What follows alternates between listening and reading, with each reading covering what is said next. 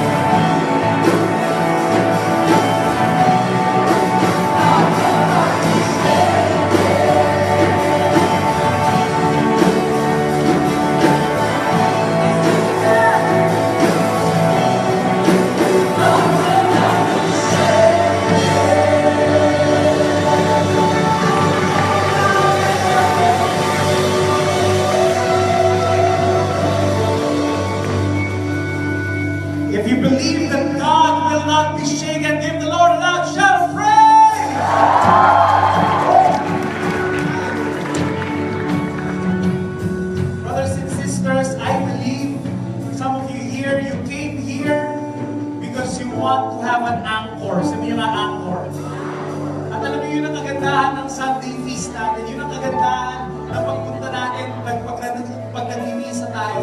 Why? Because throughout the week, di ba minsan parang nayayanig yung mundo mo? But the good thing about Sunday feast is that whenever you come here, you are being fed by God's Word. Kaya meron kang pwedeng kapitan na anchor. Kaya magbalik mo sa week mo, sa Monday, Tuesday, Wednesday, Thursday, kapag niyayanig ka na naman ng buhay, alam mo na pwede mong kapitan kung ano yung narinig mo ng Sabado. Pwede mong kapitan yung Diyos na pwede mong sandigan araw-araw. Amen? Kapigin mo katabi mo, sabihin mo sa Kanya, God will not be shaken. Are you ready to be anchored of God's love today? I invite you now. Let's pray our favorite prayer here at the feast all together. Let's make the sign of our faith in the name of the Father and of the Son and of the Holy Spirit. Amen.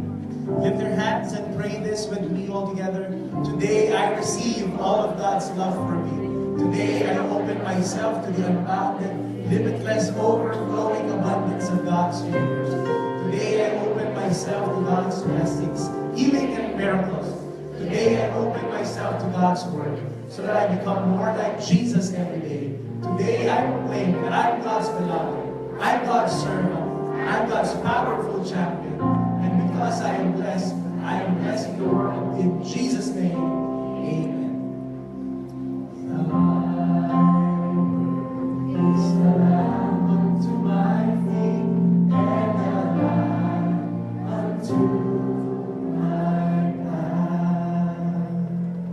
Brothers and sisters, we continue our series, Best Year Ever. Sino dito sa inyo gusto to make this their 2017 their best year ever? Taas nga ang kamay. Ayan, ang dami. 2 weeks ago, we talked about imagination, the power of vision in our lives. Talk 2 is about imitation. Imitation is all about copying winners. Today, the title of our talk is implementation. Can you say that? And today, I'll be reading selected verses from Hebrews 11. At itong Hebrews 11, it is often called the Hall of Faith. Hindi Hall of Fame, ha? Hall of Faith of the Bible. And it begins by defining faith. Let's read it together. Hebrews 11 verse 1 all together.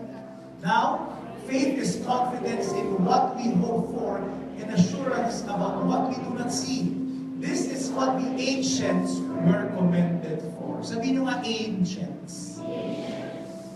It lists down the ancients. Itong mga taong ito, guys like Abel, Enoch, Noah, Abraham. And itong yung mga susunod na verses, nilista nila lahat yung mga heroes of the Bible. Basahin natin ito. By faith, Abel brought God a better offering than Cain did. By faith, Enoch was taken from this life so that he did not experience death. By faith, Noah, when warned about things not yet seen, in holy fear built an ark to save his family. By faith, Abraham, when called to go to a place he would later receive as his inheritance, obeyed and went, even though he did not know where he was going. Ang haba niyang listahan na yan. Yan pa lang yung umpisa. And the list goes on and on. They mentioned about Isaac, Jacob. They mentioned about Joseph, about Moses. And not so well-known guys, hindi masyadong sikat, hindi si Barack Obama na presidente ng US, sina Jephthah. A lot of those people. And itong mga tao to, for the longest time, Christians call these people heroes of faith. Sabihin nyo nga, heroes of faith. Pero alam nyo, pag tinignan nyo yung storya nila, pag binasa nyo yung storya lahat ng mga tao nila, yung mga storya nila papasang pelikula, papasang action movie. In fact, kapag ginawang action movie yung mga buhay nila, malamang pwede mong i-hire si Dwayne Johnson. Kilala niyo si Dwayne Johnson? Si The Rock. O kaya si Vin Diesel para mag-play ng lead role. Grabe ang pinagdaanan niyang mga yan.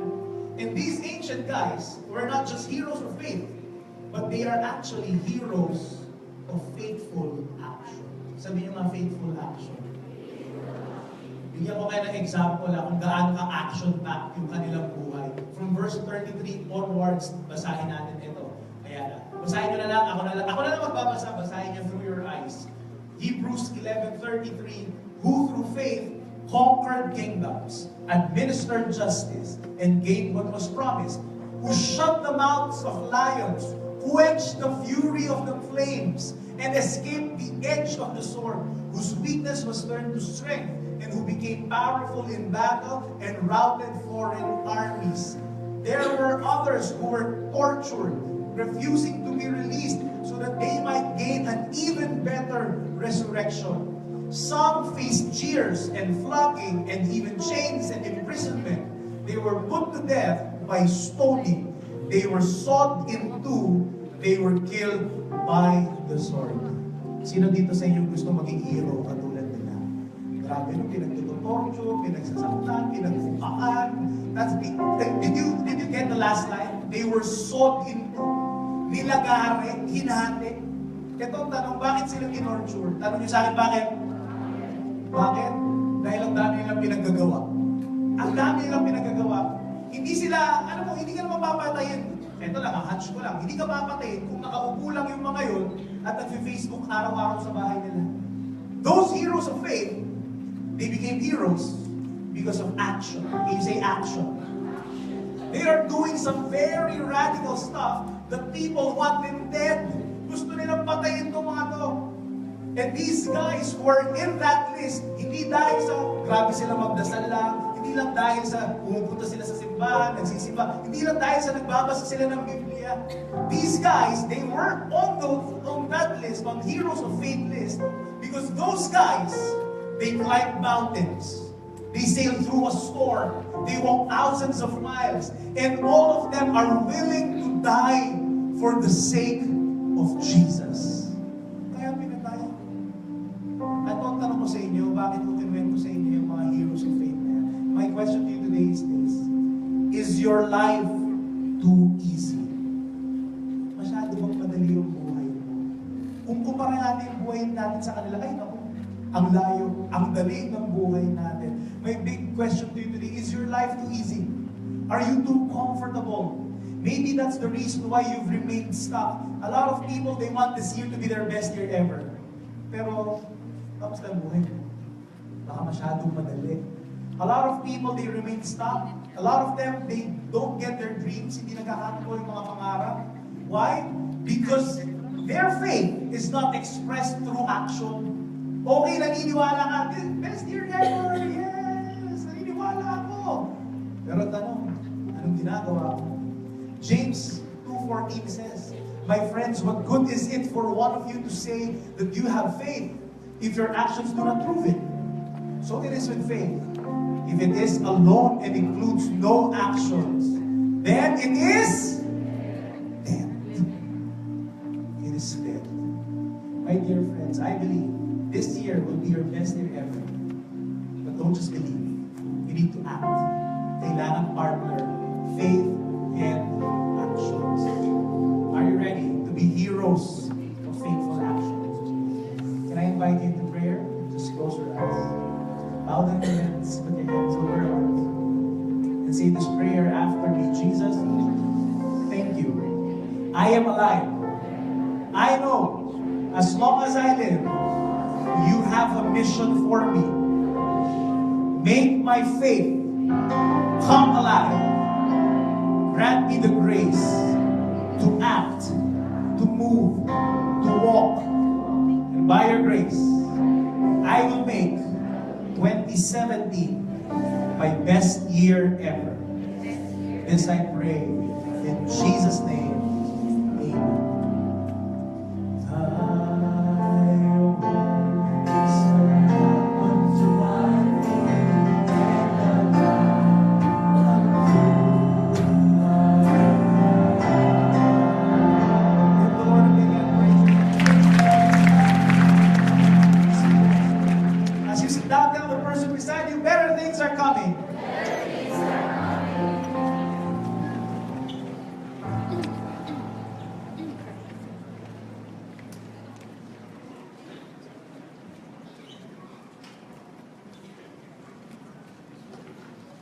Best year ever.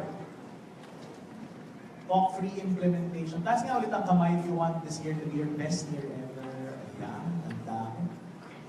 My one big message for you today is quite simple. You need to keep walking. Sabihin niyo sa katabi mo yan, keep walking. Keep walking. Today, I'd like to talk about this old-fashioned idea on working hard. You want this year to be your best year ever? Sino dito sa inyo ulit gusto maging best year ever? Yan. A lot of people, they come up to me at tinatanong sa akin, Brother, how can I succeed in life? So sila, nag-aabang talaga. Bibigay ako ng profound answer. Akala nila, alam mo, sasagot ko sa kanila, simple lang. Work hard. Tapos pag sinabi ko workout, sila parang,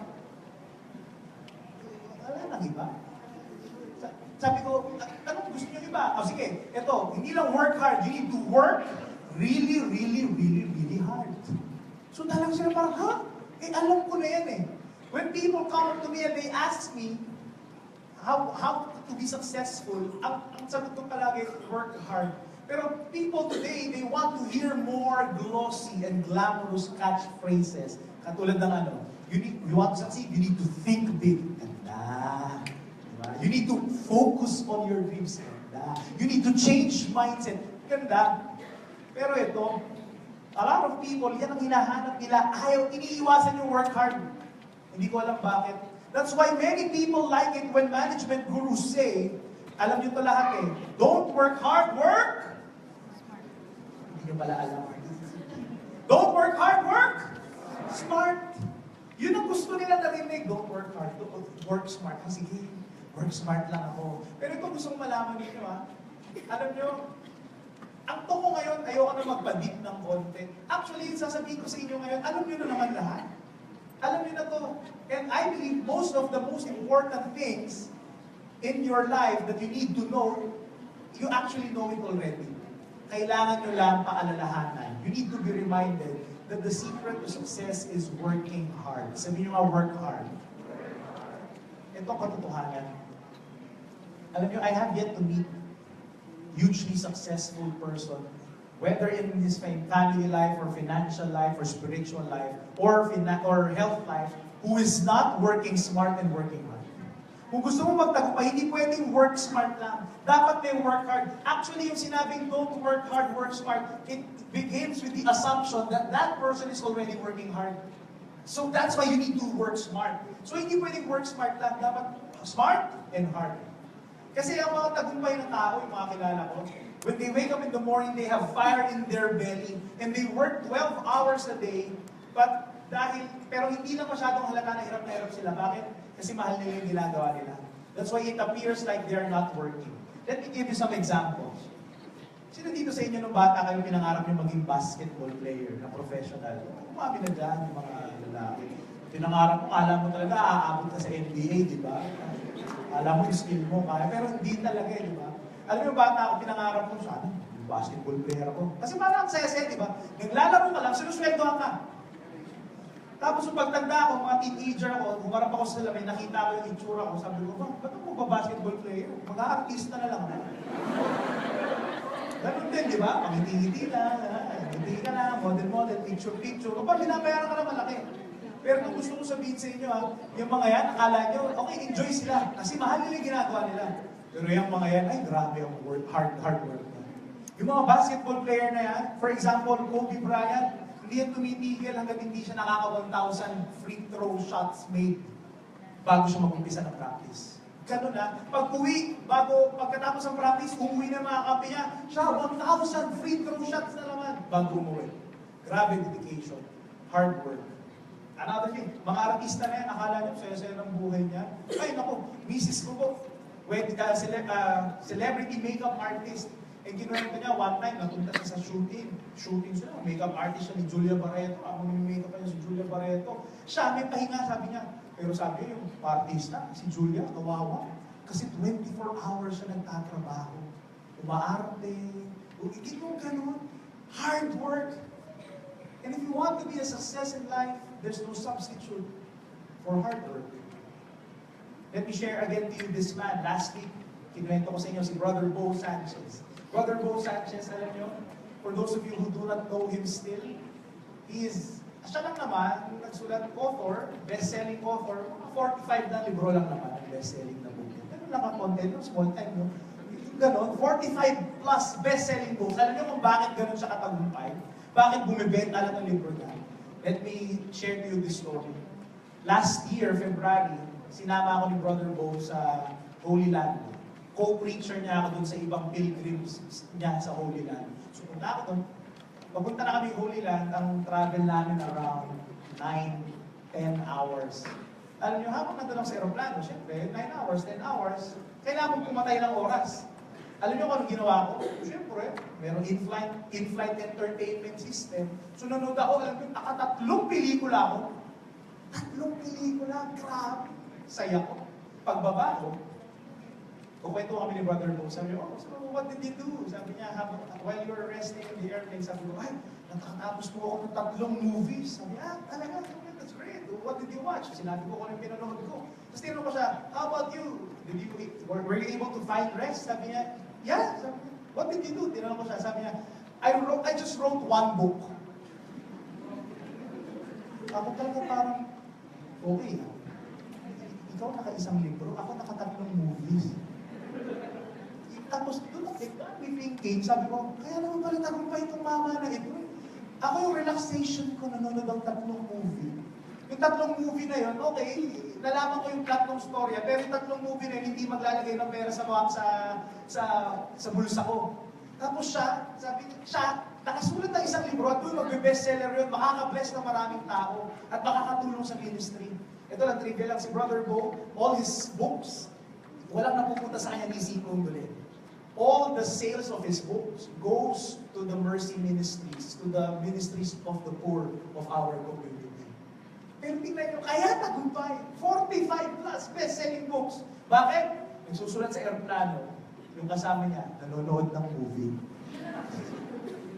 Ang tanong ko sa inyo, are you working hard? Are you working hard? Alam niyo, maraming tao nag-complain. Ano ba naman ito? Wala namang nangyayari sa buhay ko. Brother, bakit ganun? Hanggang ngayon, lugok pa rin ako sa utang. Pero ano yung mga tao nagre-reklamo, minsan, tinanong mo sila. When you ask them, so what keeps you busy? Ay, naku, excited na tatanong, hey brother, I just finished all the seasons of Walking Dead, Game of Thrones, tsaka Narcos. Tapos sa umaga yun, sa gabi, siyempre, kailangan, love Pinoy, nanonood ako ng Provinciano, tsaka Till I Met You. Kompleto. Nakita nyo? Disclaimer. Ito lang hindi ko sinasabing bawal manood ng TV, bawal manood ng telenovela, bawal manood ng kung ano-anong TV series. No. Wala namang problema sa pagre-relax. Lalo na kung, for example, you're 60 years old already, you've reached the pinnacle of success, and you are just enjoying the harvest season of your life, go for it! Sige, pag Netflix ka buong araw, walang pipigil sa'yo. Bakit? Kasi, ay ano ka na time to relax. Pero meron mga iba siguro sa inyo, grabe ka naman, grabe ha? 3 oras pa nga lang yung telenovela. Ipag-distress ko yan, galing sa trabaho. Aalisin ko pa ba naman yun? Sa alam nyo, ako, ang sagot ko lang pag ganyan, yes, sige. You can do what you want. Gusto mo pa nga 6 hours Pero, eto lang, pakinggan nyo don't complain with what you've got. Huwag kong magro-reklamo kapag babagal ang progress sa buhay mo. Don't complain kapag hindi mo naaabot ang pangarap mo. Don't complain kapag stuck ka sa buhay. Bakit? In-raid mo yung working hard sa relaxation. Let me share to you this story. Alam niyo ako,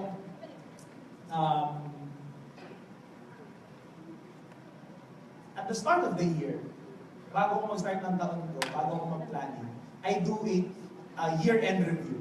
So, noong 2016, yung 2017 na January, ni-review ko yung 2016 ko.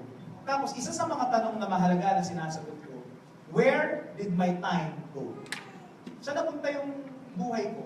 Saan ako mag-talk? Ilang oras ako nag-talk? Ilang oras ako nakipag-meeting? Ilang oras ako nakipag-coffee? Ilang oras ako nag-bakasyon? Ganyan. At alam niyo ito, nagulat ako. Atin-atin lang ito pero nakakayamang aminin. Alam niyo, ang yabang ko, kasi sinasabi ko sa inyo, huwag kayo manood ng TV, huwag kayo manood ng telenovela, huwag kayo masyadong mabilib sa akin. Kasi ako hindi ako nanonood ng TV. Bakit? Tanong niyo sa akin, bakit? Kasi wala kaming TV sa bahay. 2 taon na kami kasal ng misis ko, wala kaming TV. Nag-iisa lang yung TV namin, galing pa, hindi kami bumili. Galing pa yun sa nanay at tatay ko, yung maliit lang TV. Tapos yung TV na yun, nilagay namin dun sa kung saan manonood yung maid namin. Na-imagine yung maid namin, may TV yung amin niya, wala.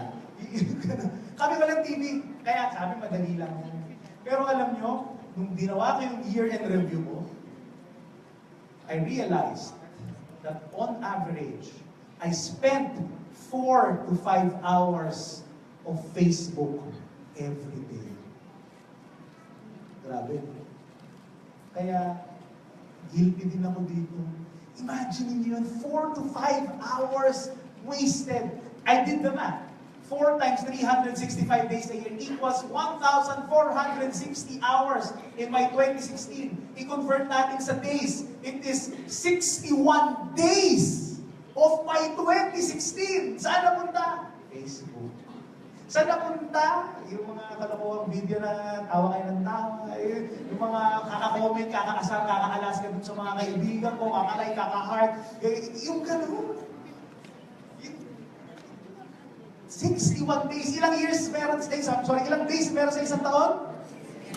61 out of 365. That's 1/6 of my whole 2016. At alam niyo anong na-realize ko ito? Sabi ko, grabe, dami kong tinatapon ng oras sa Facebook. Wala namang kapararakan, wala namang kakwenta-kwenta yung mga pinagagawa ko at pinapanood ko doon. Meron pang time, puro political posts ang nakikita ko. Yung talagang, wala talagang sayang oras. Sabi ko, no wonder, marami pa akong mga pangarap na hindi natutupad last year. Bakit? Sinayang ko oras ko. And here's what I realized. Sabi ko, teka lang, total, nasa Facebook naman ako. And I'm not telling you that umalis kayo sa Facebook. Hindi ako alis sa Facebook. In fact, andun na nga yung mga connections ko sa ibang tao eh. You can bless people there. Pero na-realize ko, I'm on Facebook. If I'm on Facebook, might as well use the time to bless people. So sabi ko, yung 3 hours na yung babawasan ko, 1 hour na lang, 1.5 hours. Anong gagawin ko? Yung 1.5 hours na yun, mag-video vlog ako. Kaya napansin nyo, if you're following my page, meron akong videos na lumalabas at least 3 times a week. Messages of hope, inspiration, so it can keep you going the rest of the week. So yun na lang ginagawa ko. At least, naka-bless pa ako ng tao. Pero yung mga walang kakayta-kayta ng bagay, hindi ko na pinapanood, hindi ko na tinitignan. Bakit? Sayang oras. Are you getting what I'm saying? Am I making sense here? Alam nyo, naniniwala ako, ang buhay parang chess. Sino naglalaro ng chess? Ayan, naglalaro ba? Sino nakakita na ng chess? Alam niyo ba yung chess? Buti naman alam nyo, di ba? Chess. Parang, ang buhay parang chess. Half of the time, ikaw yung titira. Half of the time, Diyos ang titira. Half of the time, you are waiting on God to move. But half of the time, God is waiting for us to move. Ito ang problema with many stuck people. Some stuck people, they are waiting for God